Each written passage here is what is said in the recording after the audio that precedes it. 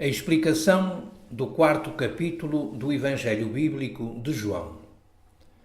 Capítulo 25.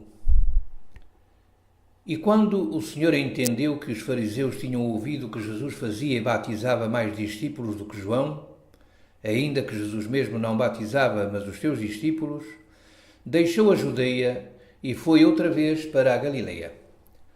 Após este discurso de João, os seus discípulos passaram a vir a mim e o número deles aumentava de dia para dia, sim, de hora para hora. Todos que começavam a crer em mim, recebendo a minha bênção de acordo com a medida da sua fé, após o batismo aplicado pelos meus discípulos, enchiam-se do espírito, da força e da coragem, e todo o pavor da morte desaparecia.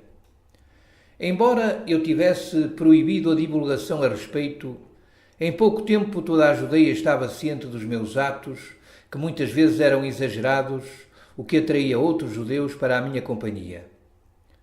A consequência disto foi que os fariseus tomaram conhecimento de tudo, de sorte que os próprios romanos principiavam a pensar que eu devia ser Zeus ou um filho dele. Em breve, alguns investigadores foram enviados ao meu encalço. Entretanto, não acharam aquilo que esperavam ver, porque nestas ocasiões eu não fazia milagres para evitar que o povo ficasse mais supersticioso do que já era. Estes exageros provocaram em seguida uma série de evangelhos falsos, deturpando o verdadeiro.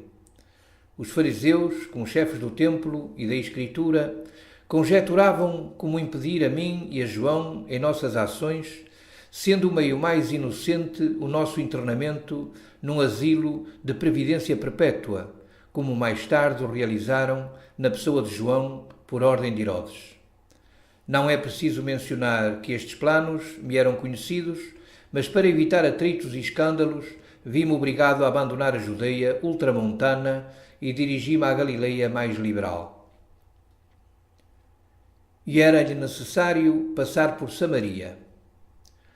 Como os samaritanos tinham conseguido a sua libertação dos sacerdotes do templo com a ajuda dos romanos, eram considerados por estes o povo mais desprezível e ateu sobre a terra.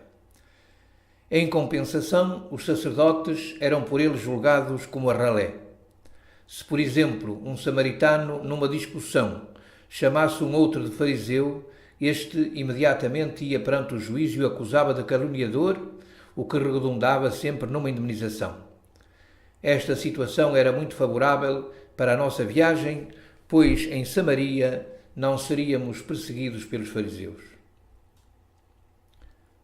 Foi, pois, a uma cidade de Samaria chamada Sicar, junto da herdade que Jacó tinha dado a seu filho José. O caminho conduzia pela cidade de Sicar, perto de uma aldeia antiquíssima que Jacó e Raquel receberam como dote e haviam dado a seu filho José como presente natalício, inclusive com seus habitantes, que na maioria eram pastores. E estava ali a fonte de Jacó. Jesus, pois, cansado do caminho, assentou-se assim junto da fonte. Era isto quase à hora sexta. Era verão e o dia estava quente, de modo que até eu me sentia fisicamente cansado desta longa viagem. Todos que me seguiam, desde a Galileia e Judeia, procuravam abrigo na vila ou então debaixo das árvores para repousar.